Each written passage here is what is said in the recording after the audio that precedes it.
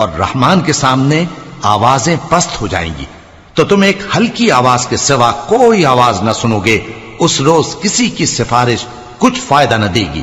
مگر اس شخص کی جسے رحمان اجازت دے اور اس کی بات کو پسند فرمائے۔ جو کچھ ان کے آگے ہے اور جو کچھ ان کے پیچھے ہے وہ اس کو جانتا ہے، اور وہ اپنے علم سے اللہ کے علم کا احاطہ نہیں کر سکتے۔ اور اس زندہ و قائم کے روبرو منہ لٹک جائیں گے، اور جس نے ظلم کا بوجھ اٹھایا وہ نامراد رہا، اور جو نیک کام کرے گا اور مومن بھی ہوگا تو اس کو نہ ظلم کا خوف ہوگا اور نہ نقصان کا۔ اور ہم نے اس کو اسی طرح کا قرآن عربی نازل کیا ہے، اور اس میں طرح طرح کے ڈراوے بیان کر دیے ہیں تاکہ لوگ پرہیزگار بنیں یا اللہ ان کے لیے نصیحت پیدا کر دے۔